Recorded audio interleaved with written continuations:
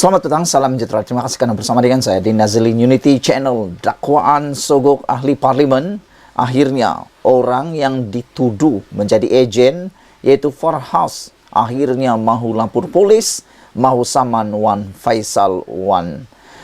Apa cerita? Makin panas. Ikuti terus ulasan selepas ini.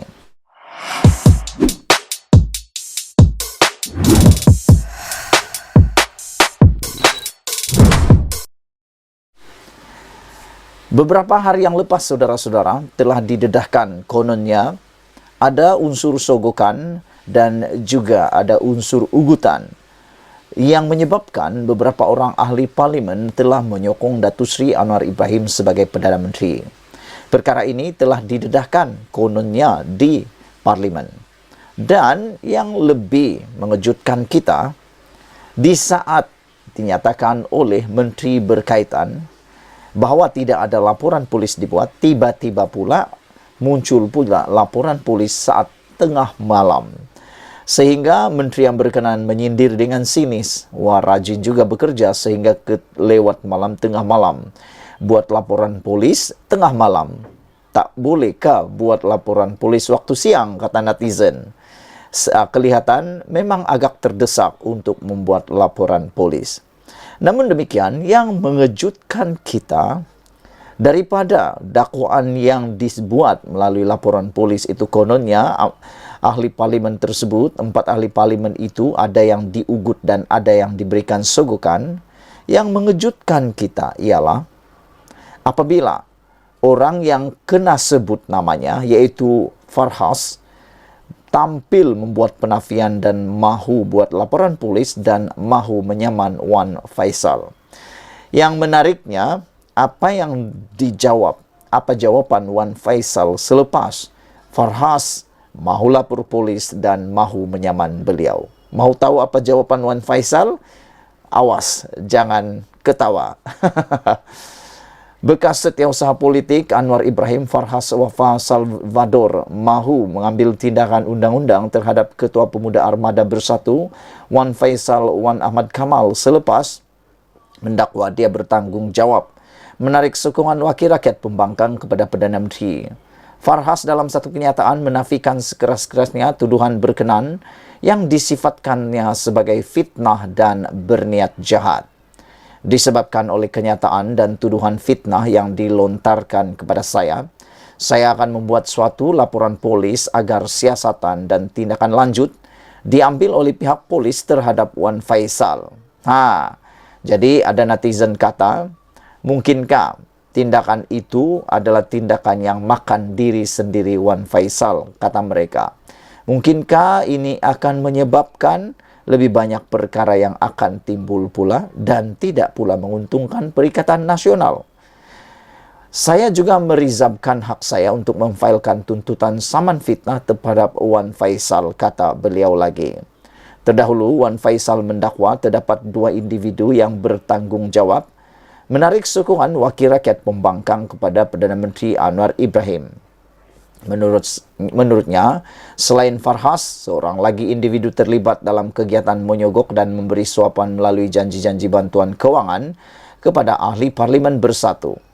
Wan Faisal yang juga ahli parlimen Macang berkata, video-video berkaitan usaha menarik sokongan wakil rakyat pembangkang itu boleh dilihat melalui perkongsian di laman-laman sosial seperti Facebook dan TikTok, kata beliau. Video tersebut menjelaskan peranan bekas setiausaha politik Perdana Menteri itu, yaitu Farhas dalam perkara ini, kata beliau lagi.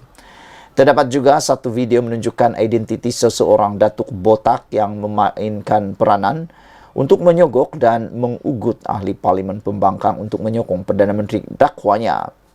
Dalam pada itu, Farhas berkata, Wan Faisal membuat dakwaan itu bagi menyebarkan kabar angin yang tidak benar untuk kepentingan dirinya sendiri. Malah Farhas berkata, dia juga sudah lama tidak terlibat dalam kegiatan politik. Saya sudah lama tidak terlibat dalam kancah politik dan kini hanya menjalankan kehidupan sebagai ahli perniagaan, kata beliau. Saya tidak faham mengapa saudara Wan Faisal telah melontarkan fitnah sedemikian terhadap saya dengan niat untuk menjatuhkan reputasi dan kehormatan diri saya demi kepentingan politik beliau, tegasnya. Sejak bulan lepas, 4 ahli parlimen bersatu mengisytiharkan sokongan terhadap pentadbiran Perdana Menteri. Mereka ialah Iskandar Zulkarnain Abdul Khalid, Kuala Terengganu, Suhaili Abdul Rahman, Labuan, Muhammad Aziz Abu Bakar, Gumusang dan Zahari Kecik Jeli. Wakil rakyat berkenan membuat keputusan itu dengan alasan untuk menjaga kebajikan pengundi di kawasan masing-masing. Sebagai timbal balik, mereka memperoleh peruntukan pembangunan daripada Kerajaan Persekutuan sebanyak 4 juta ringgit di kawasan masing-masing. Sekian dulu untuk kali ini. Jangan lupa tinggalkan komen Anda, tekan butang subscribe. Ikuti terus ulasan selepas ini.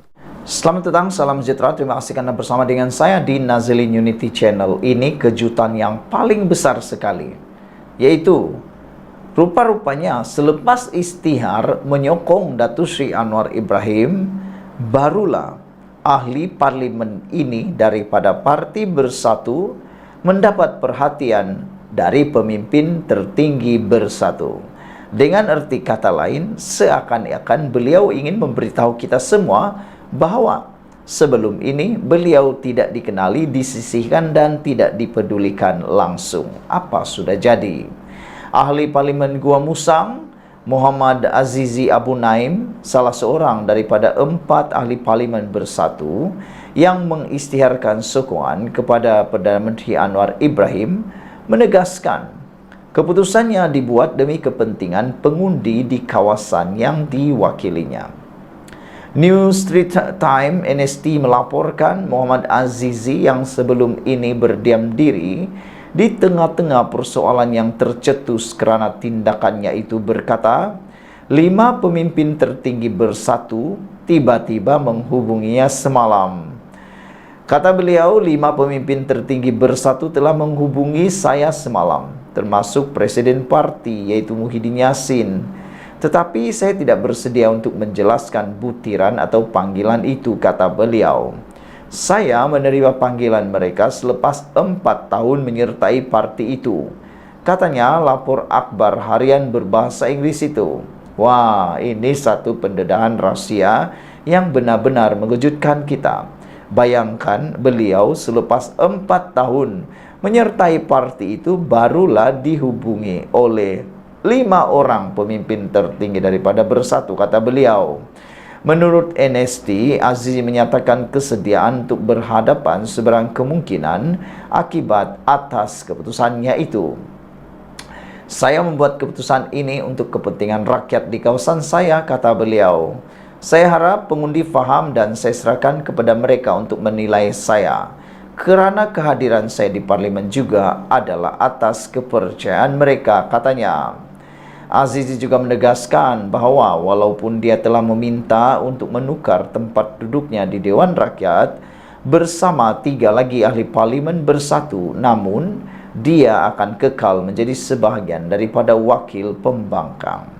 Selain Azizi, 3 lagi ahli parlimen Bersatu yang menyokong Anwar Ibrahim ialah Zahari Kecik dari Jeli, Iskandar Zulkarnain Abdul Khalid daripada Kuala Kangsar, dan Suhaili Abdul Rahman dari Labuan. Semalam, Presiden Bersatu Muhyiddin Yassin berkata, parti itu akan membuat laporan kepada polis dan SPRM. Mendakwa terdapat unsur sogokan dan ugutan untuk mendapatkan ahli parlimen partinya mengisytiharkan sokongan kepada Anwar Ibrahim. Iskandar dan Suhaili masing-masing telah digantung daripada Bersatu selama 4 tahun dan 6 tahun oleh lembaga disiplin parti. Saudara-saudara sekalian, ini memang mengejutkan kita semua. Apabila tiba-tiba ahli parlimen daripada Gua Musang ini menjadi berani pula menyatakan isi hati beliau dan apa yang sudah berlaku, dengan mengatakan selepas beliau mengisytiharkan sokongan kepada Anwar Ibrahim, barulah beliau dapat perhatian dari pemimpin tertinggi Bersatu, sehingga 5 pemimpin tertinggi Bersatu menelpon beliau.